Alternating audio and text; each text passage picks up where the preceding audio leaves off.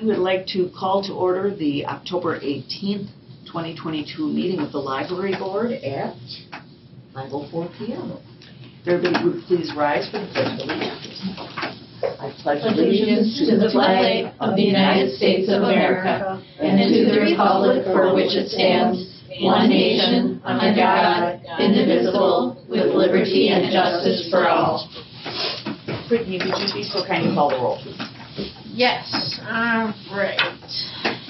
Gail? I'm here. Tony? Here. Alderperson Schrader? Here. Barb? Here. Carrie? Here. Nancy? Here. And then virtually Phyllis? Here. Hi, Phyllis. Michelle? Hi. Here. All right, we have a quorum. All right. And others are excused. My camera hasn't been working all day. I don't know what's going on. Oh, that's okay. Everyone will just get double Brittany. And note the others that are excused. Oh, yeah, right. Tracy is excused.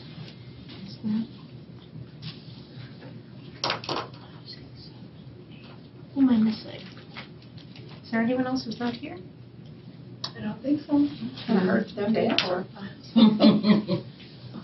Smart Alex. Yeah, there was only one person. Okay. Okay, all right, great, thank you.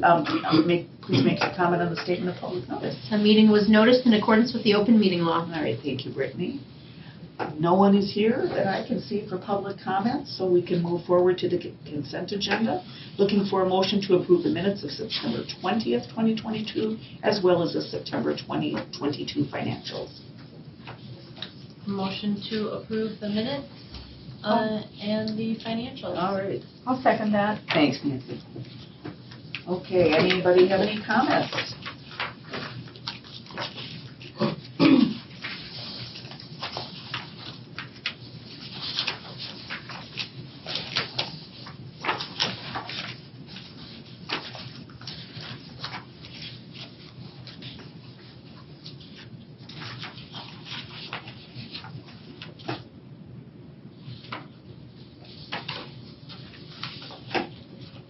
No one? No. No one has any comments? I had a couple as usual. The OPEC stand, that would be on page 7 for media and, I don't know what TAC means, for about $5,000, so I just was curious what that is. Not Yep, the they expenses. are two metal pieces of furniture that can encase a computer, and then on top of it have a keyboard and a mouse for our public catalog stations. And we've tested one out in the teen area. It's mounted on a column, so it's this perfect blend of not having bulky furniture, and so we can have a computer accessible but in a small footprint. And that's worked out really, really well for the teen area. So now we're going to put one in the adult stack, so we can remove this really long table that spills out into the hallway. And then one in the media area, because what we found is that people go in looking for DVDs, but there's no computer search station in there. So they have to walk all the way out and all the way past the reference desk just to do a search, which I know is not miles, but if we can provide additional convenience for them, we want to. So these are the same things as the other stations, but a little bit more state-of-the-art, it sounds like. No, so it's the same as the one we did in the teen area. So you'll be able to take a look at it when you leave today. So yeah, they're working out nicely. But actually, it's only the stand. It's not the... Correct, yeah. It's metal, powder-coated. Okay. Yeah. And there's two of them. Oh, there's... Yeah, one for the media area and one for the adult stacks. Oh. So. Okay, let's see if there's anybody else have anything while I'm through here.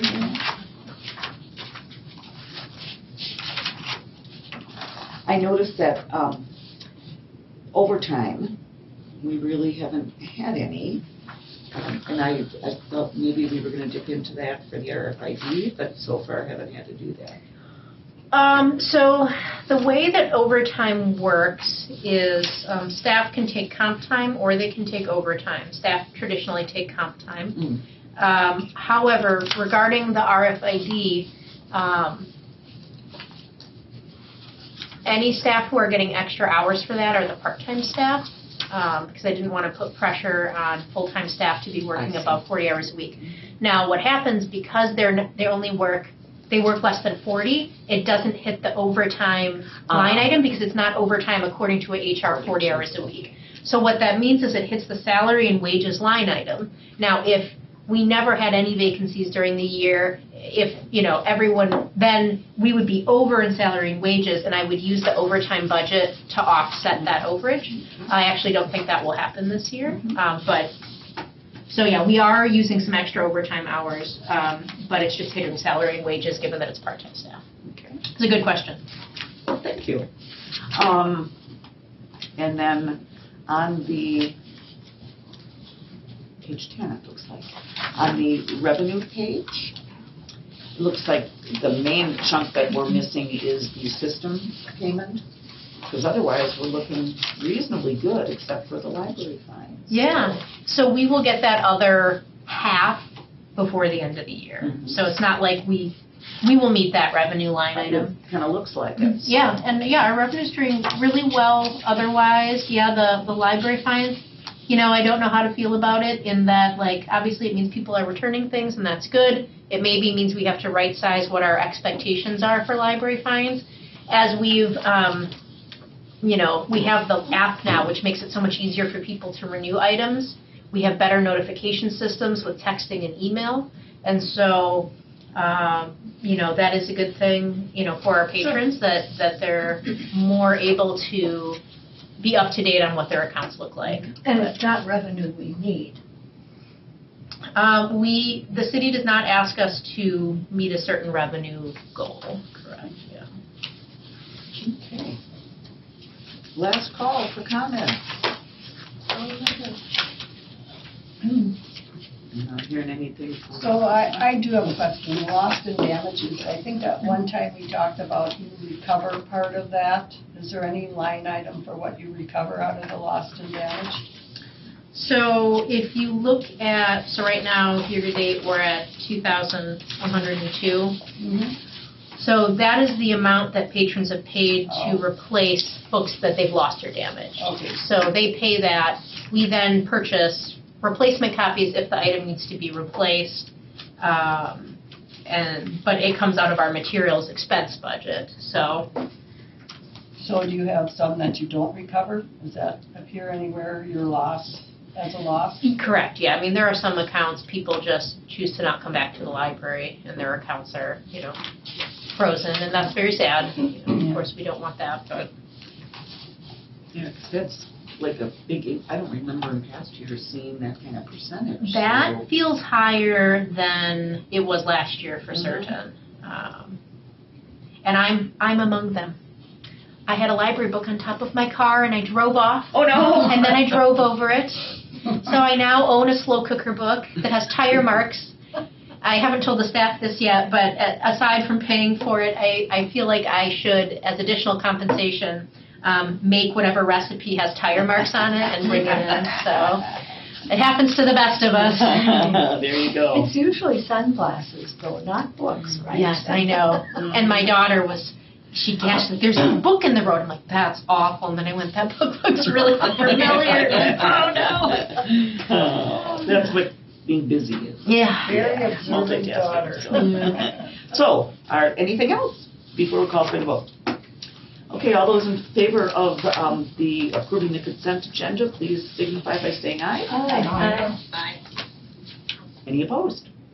Hearing none, motion passes. I have nothing for the president's report, so we can move down to director's report. All right. So, let's see here.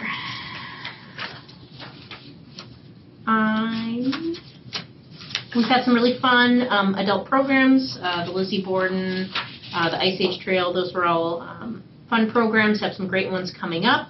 The Victorian Undertaker sounds particularly interesting. And I kind of chuckled at the statement following that title. You're going to have lots of original equipment and artifacts. Yes, it's going to be very interesting. Like what? Just name one. He said he's bringing a coffin. For God's sake. Yep. Oh, from that time. I was afraid you were going to say that. Yeah.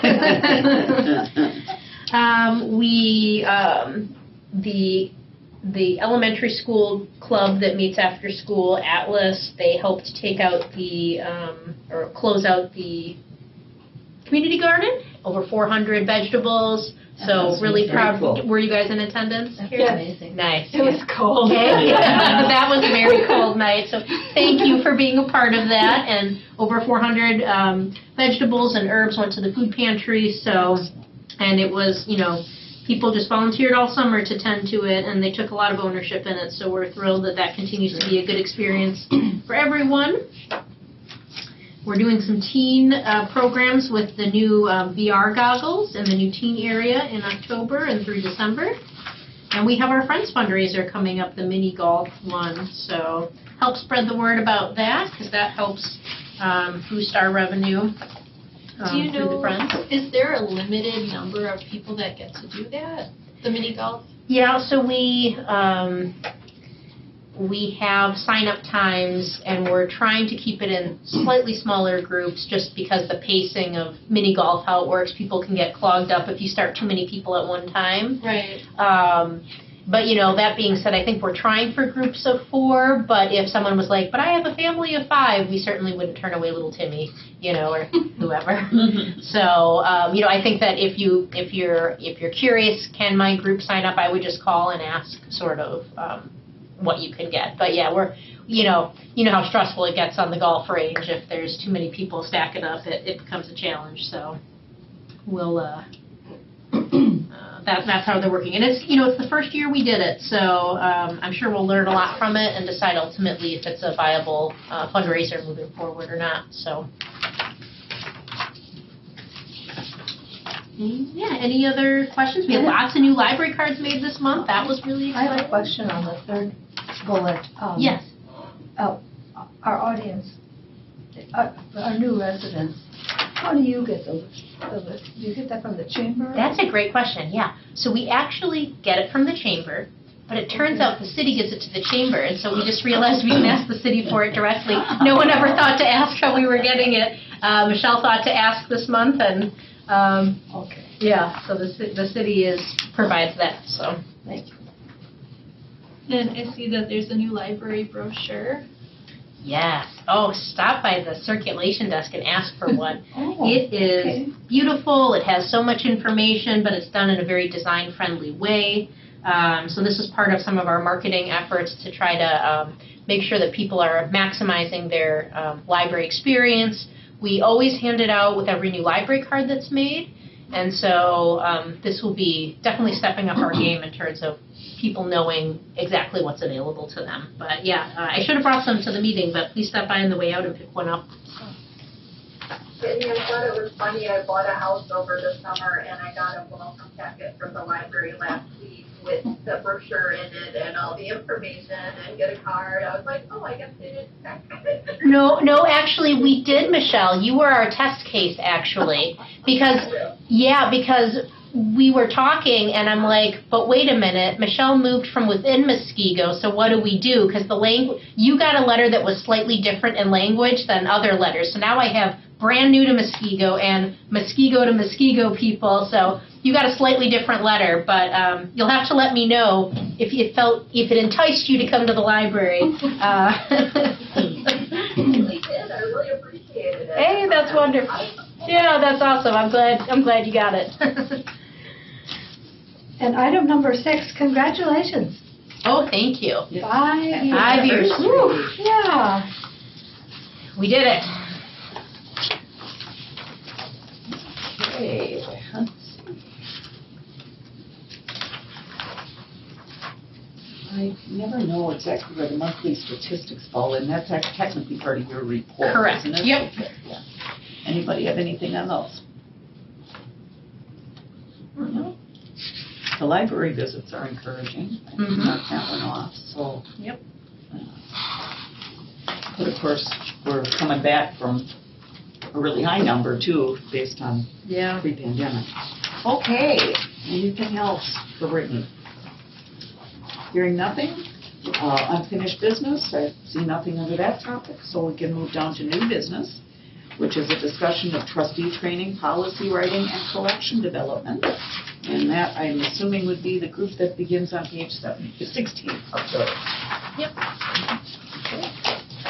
So I have a 12-month calendar on what business needs to be brought before the board each month to make sure that we don't miss deadlines for county standards or city budget deadlines and things like that. October was blank, and I thought, that can't be.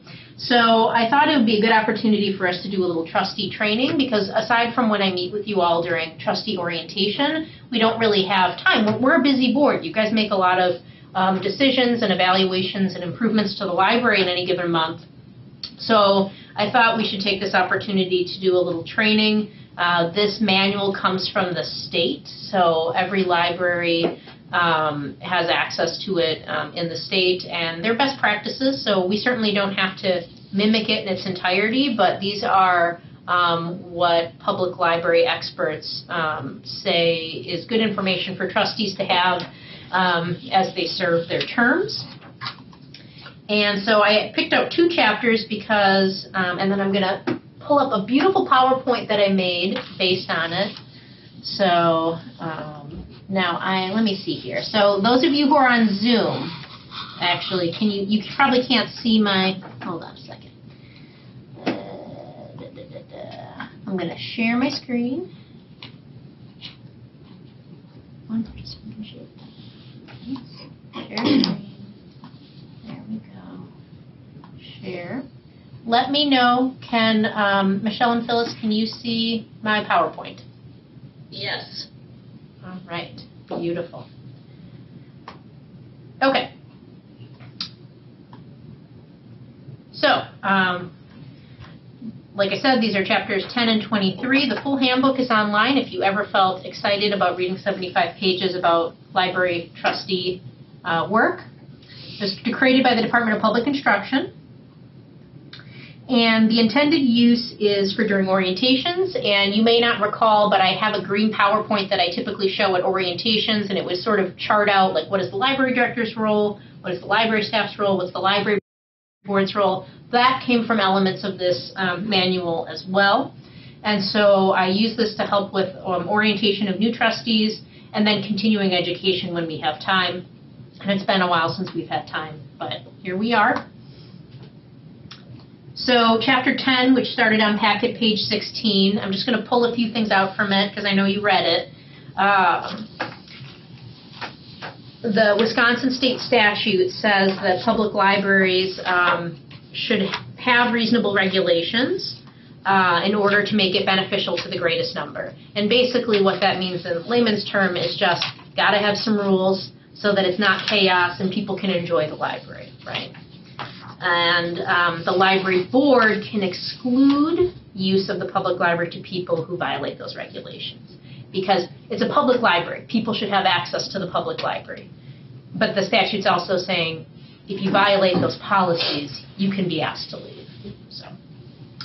And the purpose of our policies, certainly, whenever we're creating them, is to fulfill the mission, vision, and values of the library. And we've talked about those statements recently, so it's timely.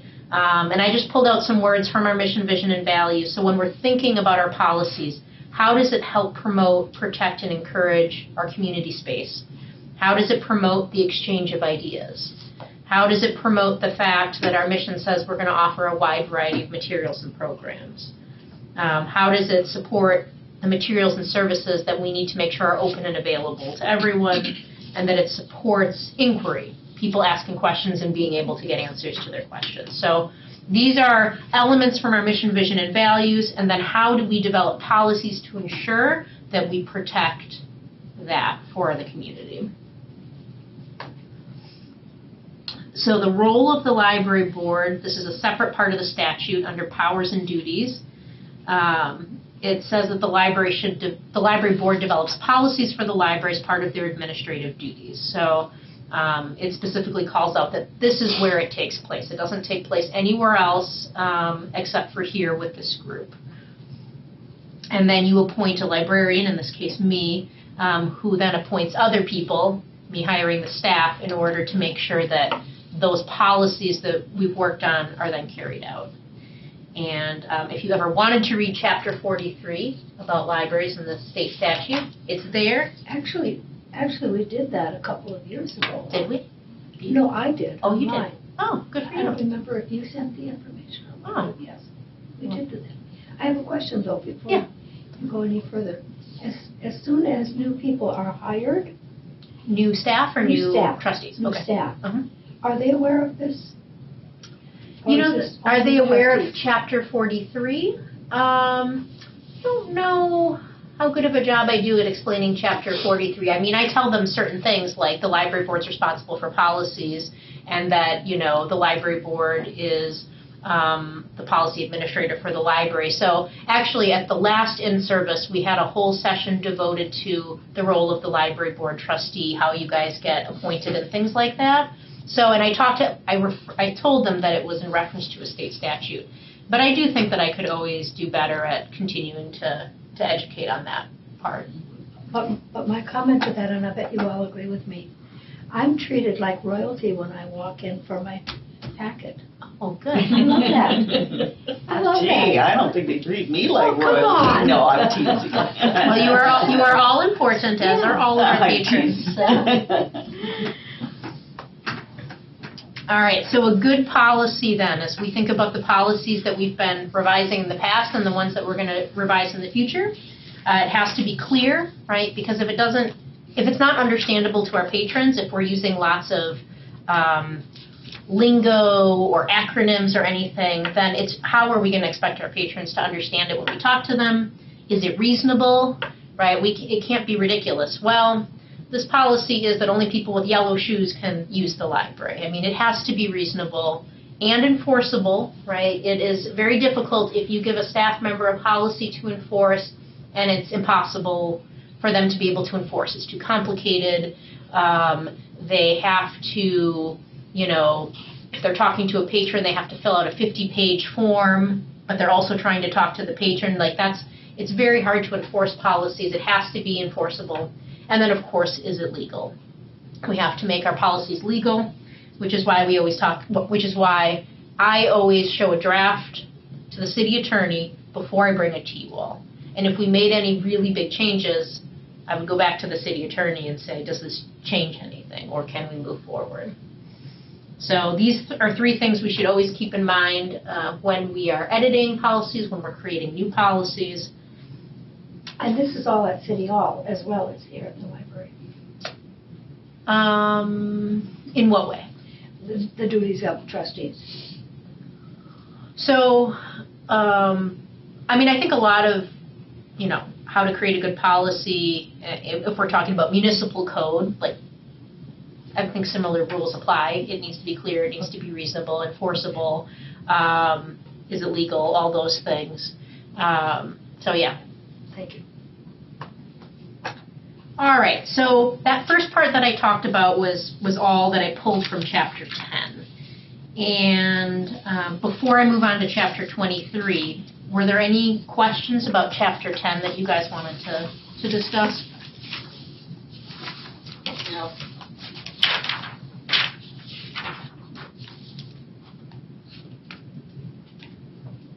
All right, and of course, in all things, if a question comes up later, you can always email me. All right, so Chapter 23 starts to narrow the focus. The general, how we make policies now, dealing with challenges to materials and challenges to policies, which is Chapter 23 of the trustee manual. So we have processes for submitting concerns, and as we start to go over some of the policies moving forward, you'll see those processes. And even with the Code of Conduct, which we reviewed more recently, you know, there was a line at the bottom of the Code of Conduct that said, if a patron disagrees with the ban that they were given by the library director, they can appeal to the library board. Like, that's a process. So we have processes for submitting concerns, and then so we can make sure that we've done our due diligence on that. So, you know, the chapter talks about if concerns are made directly to a trustee, it's very helpful, you know, for it to then be funneled to me. Like, I need to know that information so that I can either talk to you about how the policy is, so that I can investigate further on the incident. Like, that's definitely information that I want as the executive officer of the library. So for trustees, what we want and what we need is to follow the policies and procedures agreed upon by the library board and director. So whatever we've decided upon as a library board, if there is an issue or an issue with the policy or a challenge, we want to follow that and be familiar with it. And then a best practice is allowing an official spokesperson. That could be the library board president, it could be the library director, to make public comment for consistency. So if there was a problem, especially if it became like a very external issue, instead of having, 9 different trustees all talking, having sort of, because you're representing the board, and so having a spokesperson for the board is ideal. The thing, and remember, I'm not talking about you as an individual, but we're talking about your role as a trustee. So the chapter went on to talk about being careful not to express personal views, speaking on behalf of the library board as an individual, indicating that you can act on your own on behalf of the library board. So saying like, oh, this is an issue, I'm going to take care of it, and I'm going to, until the board can talk, you don't want to speak on behalf of the board. Engaging in public debate as an individual on behalf of the board. So those are things, when you're talking about your role as a trustee, you as an individual, of course, have your own thoughts and opinions, but when you are then putting on your trustee hat, you just have to be careful about, what you are speaking, and if it seems like you're speaking on behalf of the board in that way. I just sort of have an example here. So if like someone said, I'm not happy with X policy, thanks for the information. We have a policy for how to follow this, follow these steps. I'm going to follow up with the library, gather more information myself, maybe tell them, maybe this will be on a future agenda item. Let me look into, you can give all that information. And again, this is an example. I'm not saying that we all have to say this exactly, but it's just making sure that the library board is communicating effectively.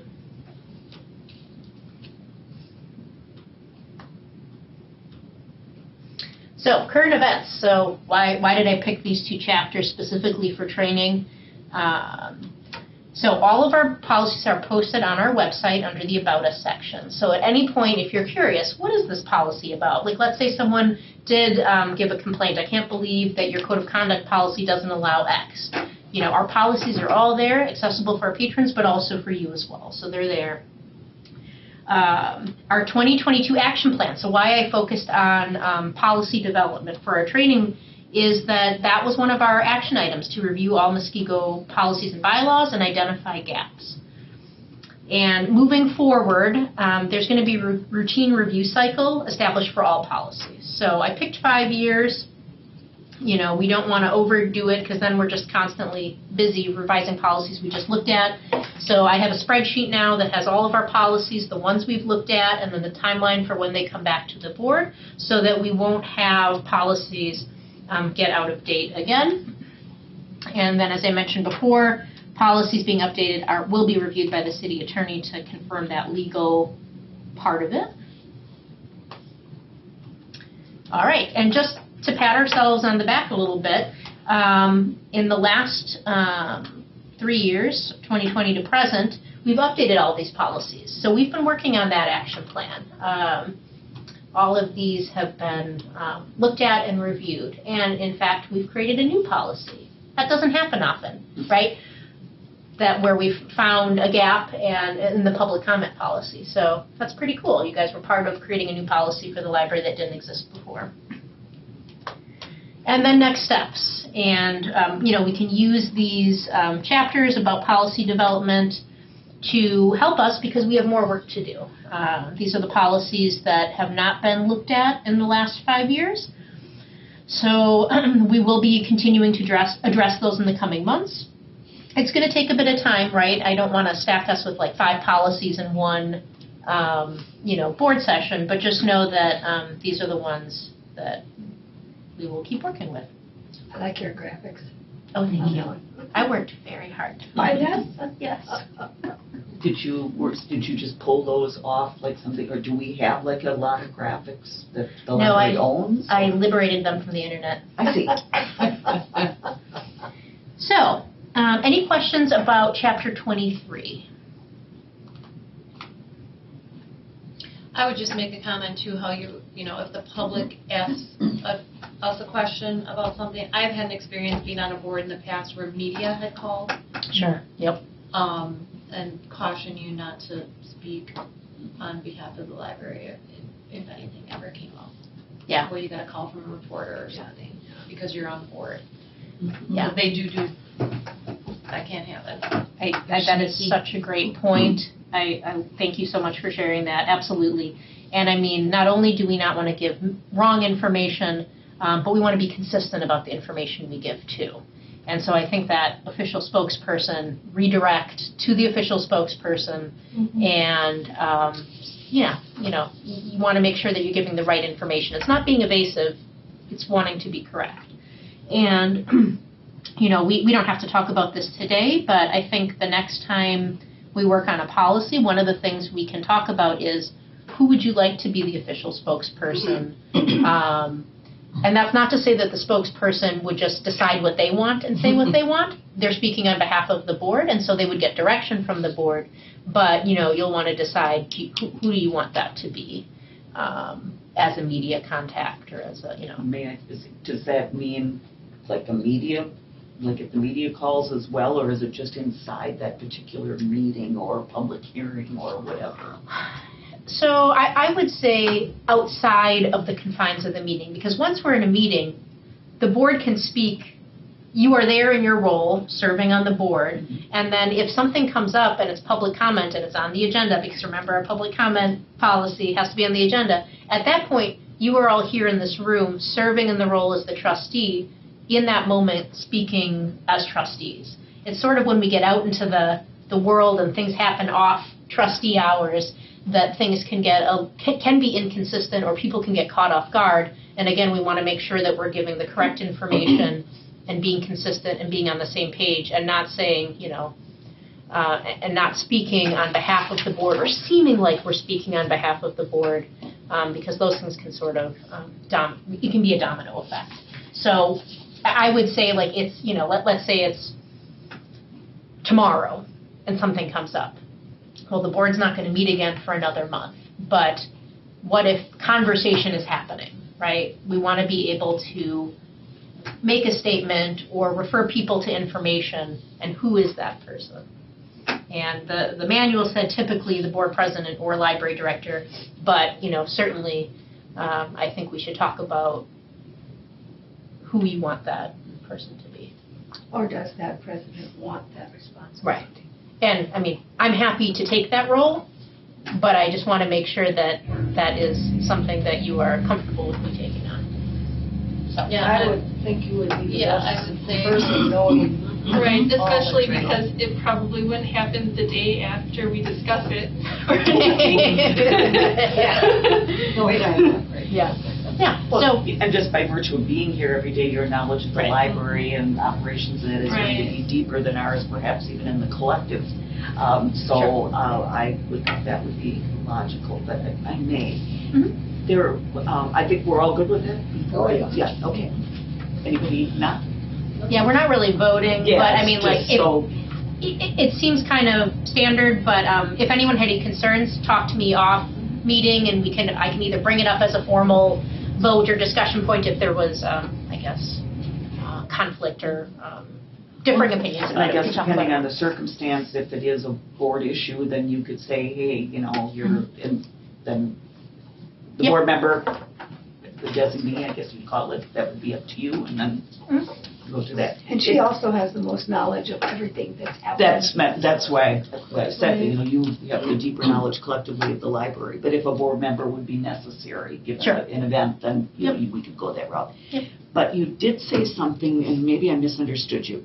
It says right on the top of page 21, if a hearing is held, it is important for trustees to listen as carefully as possible and not participate in the debate. So I starred like 3 things on these pages. I don't think until the next paragraph it says when you can make statement that we're even supposed to talk in a hearing individually. So, and this is a good example of the budget public hearing that's coming up. And correct me if I'm wrong, but it's a public hearing, you guys just can listen, correct? Correct. Right. There's no conversation, Exactly, but I no. thought you said that when you get into a hearing circumstance, we could talk. That's why I just So wanted to if I use clarify the that. word hearing, then I misspoke. And maybe you If did. we're in a meeting and there's an agenda item on the topic and someone gives public comment and then it's time to talk about it during the agenda, that's the time when board members are having conversations and speaking to each other on behalf of the board because you are now in your Within a board role. meeting, so to Within a meeting. Yeah. Yes. If it's formally considered a public hearing, so if the board held a hearing about a particular matter, then, yeah, we would sort of follow that where it's listening only and not Just wanted to speaking. clarify, Yep, because that's yep. a very different Yeah, I'm sorry. circumstance. It's I okay. didn't mean to say You might have hearing. said it correctly, and I missed it. That's an important distinction, though. It so I is, and appreciate it's that. not always easy. Having been on committees that had more contentious issues, sometimes, you know, like somebody says something that's blatantly incorrect, but you still need to have your decorum and not say anything. So, Yeah. because it, according to the next paragraph down, it does say, this is the time to make a public statement giving the reasons for your vote. So there is a specific time, but then it would be as a unified, as much as we can be given the issue, as a unified body, that there is a comment if you want to do it, but then they follow up with such a statement is not obligatory. Correct. So we could do that if we wanted. Could we take a moment to just come up with a, what if this happens? Have you got an Oh, like a example? hypothetical, Yeah. something like that? Sure.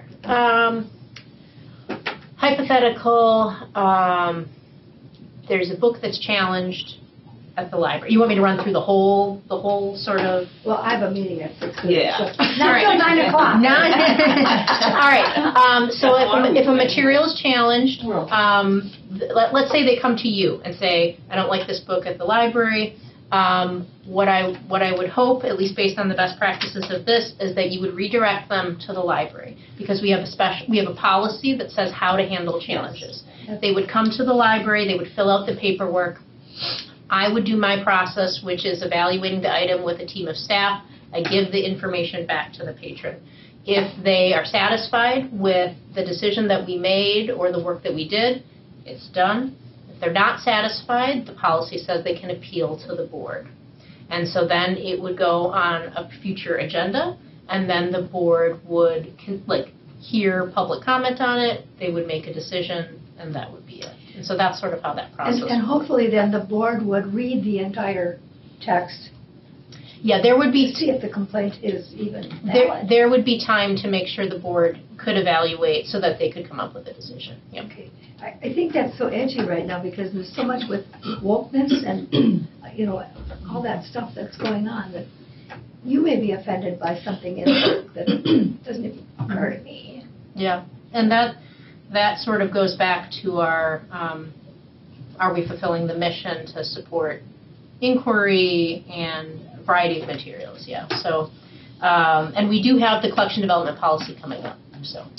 Using that hypothetical, okay, are we supposed to stay silent, because it's not a public hearing, it is a public meeting, obviously, and then do this format where we then talk about a vote and then make a comment at that time? Is that what this part fits, or only in a hearing circumstance? I want to just be very clear.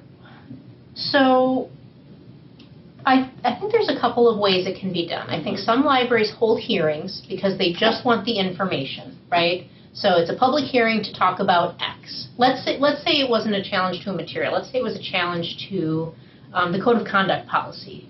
Let's say we didn't allow X, and they're just, that is a concern. So we hold a public hearing regarding the code of conduct policy. People can come and talk. If we list it as a hearing, the board just listens, and then at the next board meeting, we put it on the agenda, right? then give our Decision, statement. vote regarding Mhm. code of conduct policy, and then you vote on Okay. it. So it could be set up as a hearing, in which case the trustees are just listening, and then a vote at the following meeting. I think some libraries sometimes make it like, you can come, it's on the agenda, at public comment, you can speak, and then we'll vote on it. That gives it's a more condensed process, so there's not as much time for like the trustees to reflect on what they heard.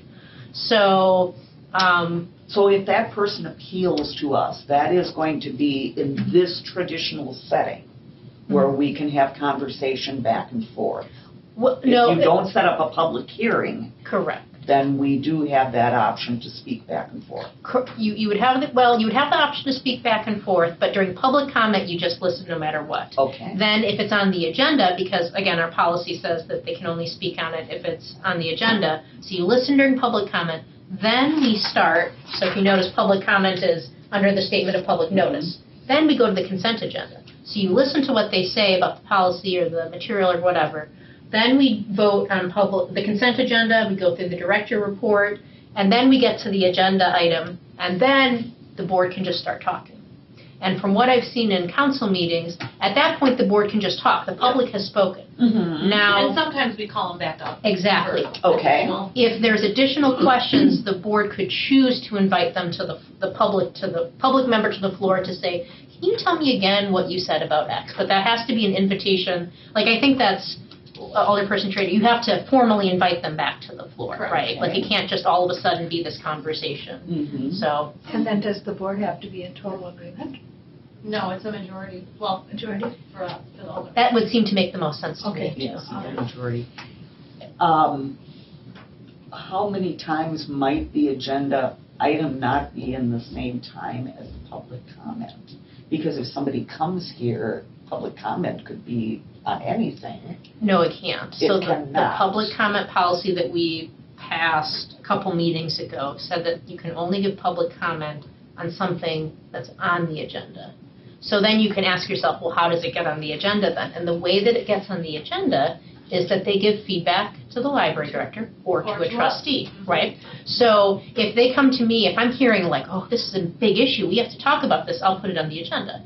If you guys are hearing from the community, right, because they have your email addresses, they can contact you, that it's an issue, you guys can always request that items be put on the agenda. I don't do this, and I really think I should because I've heard the mayor do it.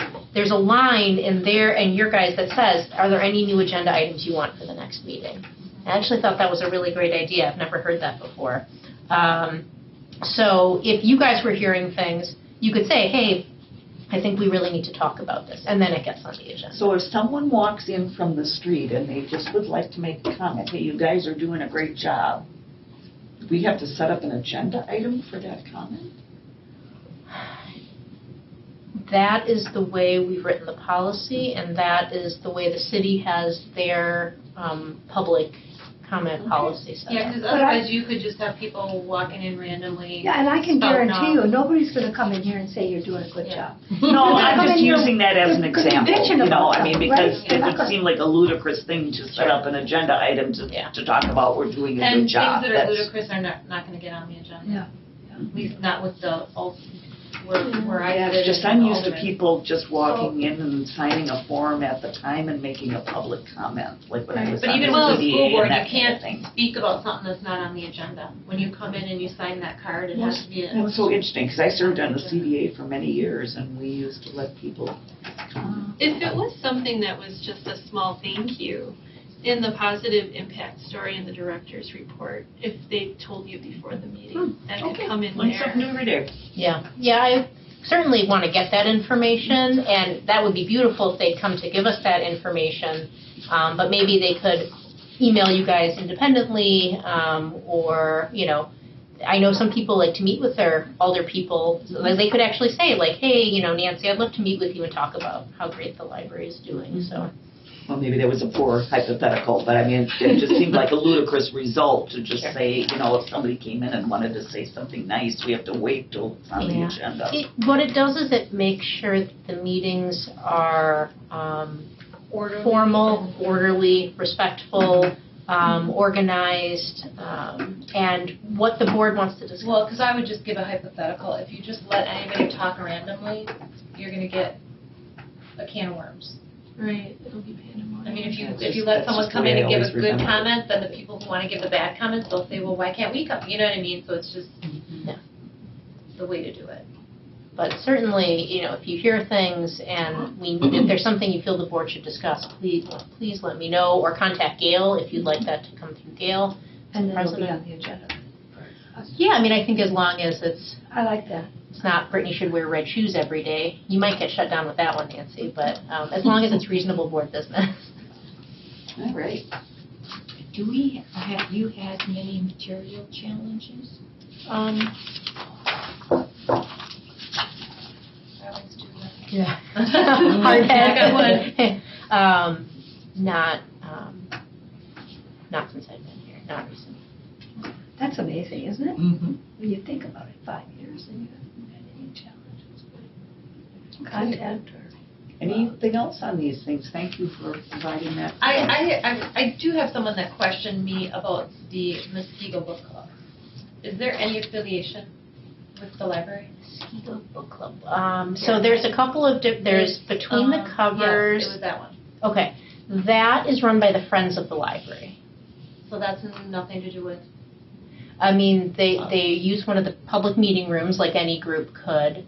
I'm trying to think if we may help the Friends place holds on the books, but they pick the book, they run the meetings. That's a Friends-run book club. okay. So that's nothing that we're sponsoring or have anything really. It's managed by. No financial ties or anything like No, I that. don't think there's any financial ties to it. No. Okay. It's just published that it's on the calendar, I guess. Okay. Yeah, because we publish Do they Friends meet things. here? They do, Yeah. Yeah, we So publish, that would be- anything that the Friends are doing, the First Yeah. Friday Coffee Sure. fundraisers, that's all in our, The movies. Maybe that's the connection then. Is I that, didn't know they got into things like that, Friends. the Friends, yeah. Yeah, well, that's interesting. Yeah. okay. Such a good friend am I. Any other comments, questions, concerns? No? Okay. Guess we can move on to the next item, which is, whoops, I'm looking at the right agenda here. I have to leave about 5. Yes, I am. So it looks like we're going right to communications and miscellaneous business is authorized by law. I have one quick question. Phyllis, are you on the Personnel Committee? I don't think so. I don't think that she was. Yeah, I don't think we did. Did we not talk about it when we talked about? I don't remember. You- Tony doesn't remember. You did. We did, but we don't But know who. I was new, so I didn't know everyone yet. So, because me to be on it? I mean, so it's a library board president appointment, and basically at that May meeting, I remember talking about Yeah. appointments, but none of us, and it's not in the minutes, so we're. maybe was that something where we were? I know, I think I was. May? I think we did pick people because I Yeah. remember saying, yeah, I could do that. So Okay. it is Barbara. Okay. Yeah. For some Yeah, reason, I that remember was you my- being on the nominating committee, and I guess I just okay. But that was over. Phyllis could take my spot. Generous. Okay, so. No, this is not a time to back out of committees, this is a time to add someone. Okay, so it sounds like we already had made the decision of Gail, Tony, and Barb. So it's not on the agenda, so I say we stick Right, with it's not that. on the agenda. And When is the meeting? What's that? We're working on that. I'm going to send an email. Okay, because I have a daughter that's going to have a very terrible surgery Oh, no. in December 1st, so Okay, I don't know when I'll be going down Yep. to help her, so. okay. I'm going to send an email, and if it sounds Most of our not business is in possible, November, thankfully, anyway, so. it's just one meeting. Yeah. And strategic planning, is that November 1? Yes. Sorry, you're next. Yes, the first. So are we, Here at, I'm Brett, sorry. That's And fine. your sister No, something. yeah, me. No. I'll see you there. yeah, Okay, I have a question. What, if anything, has ever happened to that glass wall or whatever that we were going to do? I've been ghosted. Oh, really? The artist will not get back to me, Oh, okay. so I guess I'm moving on. Okay. All right, anybody else? Is the Women's Club float thing still here? Yeah. If you wanted to see that, my mom didn't make it to the parade. She wanted to. well, I'm not a parade person. All right, I saw it on adjourning? Facebook. Shall we adjourn? Looking for a motion to Motion adjourn. to adjourn. All right. I'll second. Okay, and was that from you? Did I Yes. hear you say? Yes. Yeah, Tony is seconded, but I think we got to vote on that in case you want to stay longer. All those in favor signify by saying aye. Aye. Any opposed? Hearing none, we are adjourned at